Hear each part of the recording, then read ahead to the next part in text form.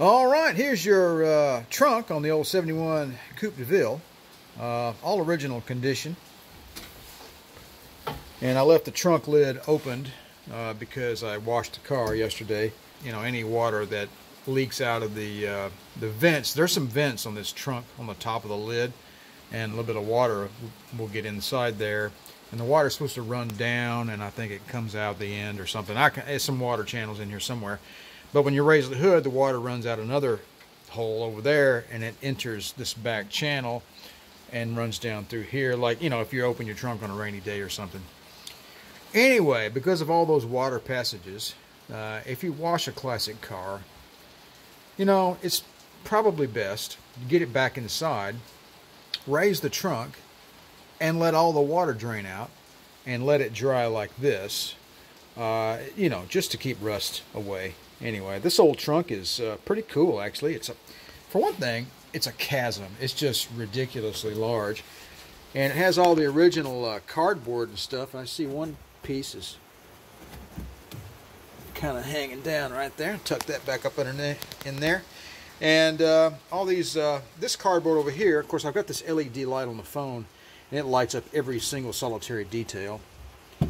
But it's still intact. And here's the other side. It's not quite as scratched up. But you could probably come in here and just touch that up with some flat black and just kind of make it look, you know, pretty it up a little bit, or just leave it alone. This is the original Firestone bias ply tire, and it's one of those double white walls. If I flipped it over, you'd see it was a double white wall. I don't know the specific model of Firestone, but come in here and let's see, what do we got here?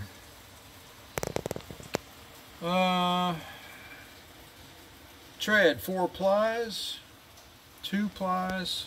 Is it 4 or 2? Polyester ply, something, something, something. Anyway, it's Firestone. Firestone, let's see. Super belt, it says. Deluxe Champion.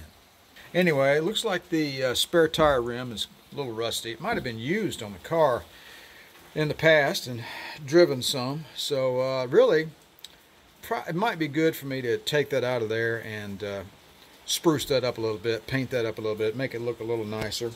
The original Cadillac rubber mat in the trunk is in good shape. I think there's a little crack on the corner right there, but that's no big deal. I could probably get a little rubber adhesive or something and put it on the back side and touch that up a little bit. But the carpet is in good shape. This wire over here is a CB, that's a CB radio antenna cable that was left behind by the previous owner. I just never did anything with it. The only thing that gets put in this trunk is maybe one bag of groceries once in a while if I go to the grocery store. There's the original jacking instructions, and then this is the original paint underneath the trunk lid there. I have the bulb taken out of the light works, but I took the bulb out since I had the trunk open. So, all right, there's your Cadillac trunk. Cheers. All right, I should have done this while I was doing the front end, but you know what? I got the camber just so fouled up on the front end of this car that I just couldn't live with it. So I went and bought a service kit from the old cheapo Hobo Freight, as they call it. It's for, you know, doing wheel alignments and stuff like that. So while the car was on the ground, I cut myself a piece of metal. It's about 15 3/4, and I put that up against the inside of the lips of the wheel, and this inlet here gets around that center cap. Anyway, and I just put a simple level on it and then pulled it back and measured it about 1/4 inch. And basically the top is too far in, about 1/4 inch. So I don't know what that is in degrees. Don't really care. All I'm going to do is get it straight up and down according to the bubble of my level before we take it to the alignment shop. So having said all that, took the cotter pin out here and loosened up the castle nut here. And now I'm going to slap this thing with a hammer and get this eccentric connection to the steering knuckle to loosen a little bit after a whack or two, and hopefully it'll loosen up, and I can get this guy in here, turn that, and ease that on out, and I'll take my level and put it on the disc rotor. All right, I've got this on here and got that loosened up so we can, you can move it back and forth a little bit there. And it was pretty far off, so I got my level there. It looks pretty okay, don't you think? Anyway, and I've got our bubble there pretty well centered, so that looks pretty good. That's way better than it was. It was pretty awful. I ought to have been ashamed of myself, to be honest. So. All right, I'm going to go ahead and tighten up that castle nut, put the cotter pin back on, put the wheel back on, then we'll move on to the other side. Well, it ain't no laser beam, but it's the best I can do today. Got some orange string here tied off, pretty tight here, front and back, running through the center line of both the wheels. And, well, my idea was, if the string didn't touch, then there was an adjustment needed. It might be a little loose right there. Of course, all this depends on the rear tires being straight, which, I'm assuming they are.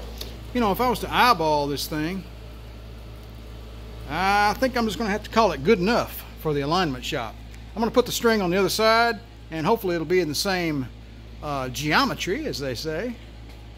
I always hated 10th grade geometry proofs. I mean, they were easy, but God, they were boring. Oh my goodness. Anyway, I'm digressing. Hopefully we won't have to do any tie rod adjustments.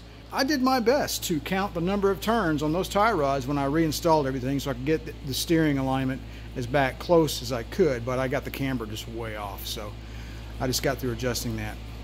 All right, let's put the string on the other side and then see how that is, and then afterwards I think my next step will be to install the new dust covers up in here and pretty this up. I didn't get around to that during the front end rebuild series.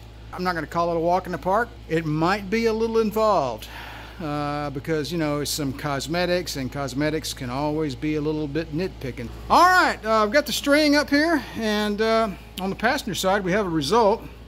Looks like we got about a ½ an inch here to go. Clearly that is not touching, so that means this tire is towed out a little bit. So next step is I'm going to loosen this adjustment sleeve and get this tie rod lengthen a little bit and get this tire, push the back end of the tire out, and it'll tow in the tire just a little bit. And hopefully, and our goal clearly is to get both edges of this tire to touch the string. So that'll be good enough to get us to the alignment shop. All right, I've got the sleeve loosened there, so this way will bring the wheel out and that will push it in. So that goes in, that brings the tire, back of the tire in. Now I'm pulling it out.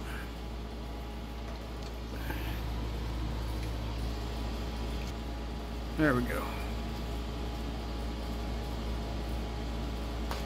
Yeah.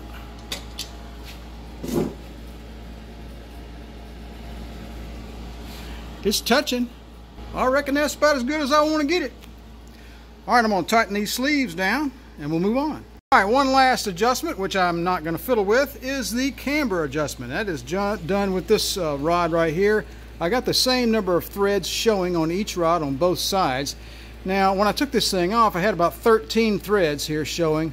However, the rubber, the old rubber, was a lot thinner. So I've got about 6 threads showing. Now, I don't know what the caster, this is caster. If I said camber, my apologies. I don't know what the caster setting was. It's supposed to be like 1 or 2 degrees negative, I think. It's whatever's in the book. Caster, 2 degrees. It says 2 degrees for warranty repairs or paid customer service. And for periodic vehicle inspection, anywhere from +1. I don't really have a good way to measure. Well, I don't really have a good way to measure the other two either, so, but it didn't stop me. So anyway, I tell you what I'm going to do. I'm going to let the alignment shop measure the caster for me, and we're going to call it a day. I'm going to put these hubcaps back on this car and get her back on the ground.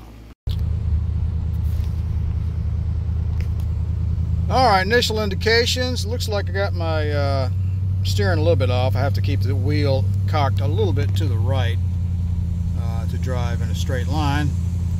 So I'm sure the alignment shop is going to have a little bit of a job to do once they get a hold of it. So not a huge deal, okay? You know, Not bad for some kite string and carpenter's level, I guess.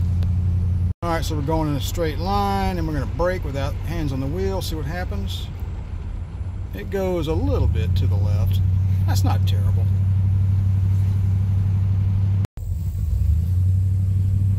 Well, the engine seems to be running fine.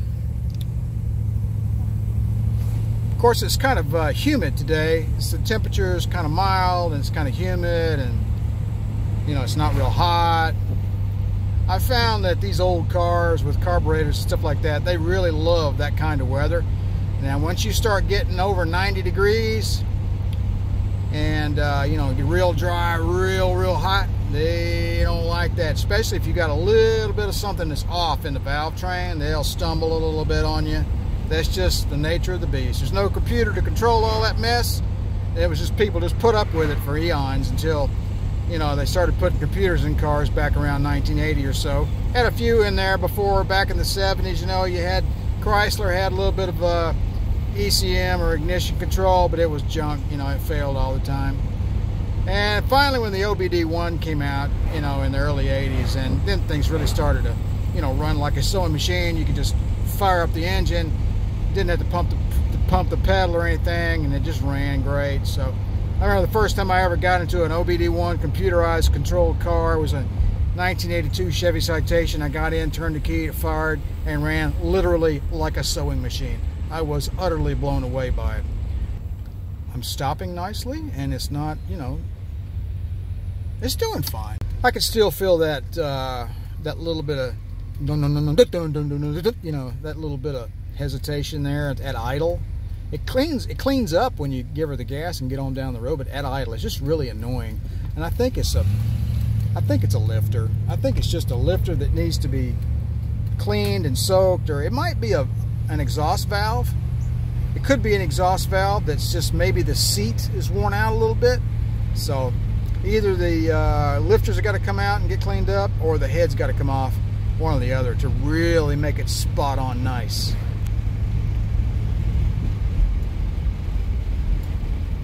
But she's running down the road. Of course, we hadn't put her foot into her yet.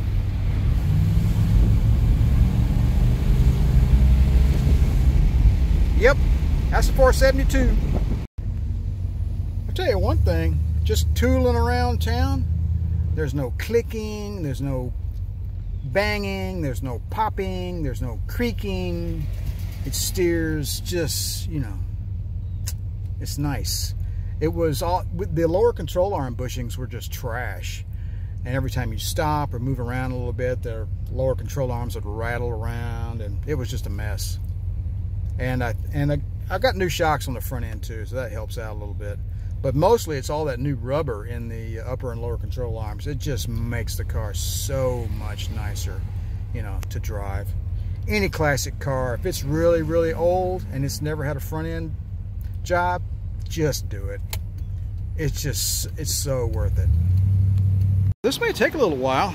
She was on E. I don't think I'm going to fill her up. There's no real reason in it, to be honest with you. Especially at these prices. I'm putting 100% gasoline in here. Ethanol free, of course. And it's $5 a gallon, which is outrageous. You get to pay more for less. We'll put 15 gallons in there. Call it a day. Alright folks, that's all for this little video. I hope it didn't bore you too terribly bad. So I was just sitting around and I was just kind of wrenching my hands together, you know, and I thought about it and thought about it. I said, you know, that alignment really just drives me bonkers. So I decided to head down to Harbor Freight and pick up a wrench that would take care of the task. It has to be fairly thin so that you can get on the eccentric, because there's not a whole lot of room in there. But we got the alignment done in a very basic fashion. It's good enough that we won't run off the side of the road on the way to the alignment shop, which should take place fairly soon, within a week or so. Is, you know, we've got a few other things around here that I have to take care of first. So, and as soon as we get this car back from the alignment shop, then and only then am I going to install the new dust covers inside the fender wells. I want to make that the very last thing I do, because I just don't want them in the way. All right, folks, I appreciate you stopping by the channel. This has just been a short little vlog to sort of a follow-up to the front end alignment series and to the brakes and everything else we've been doing on this old Cadillac here. It's been a little tedious, I'm not gonna lie, and I appreciate you guys sticking around, especially the Mercedes people, because they probably get a little bored when I talk about Cadillac stuff. But there's plenty of projects on the old W126 coming up, so stick around for that in the next few weeks. I appreciate you guys stopping by the channel. Don't forget to like, share, and subscribe. And if you'd like to be notified whenever I release a new video, don't forget to click that little bell down below. You guys have a good one, and remember to enjoy restoring, rescuing, maintaining, and driving your classic car.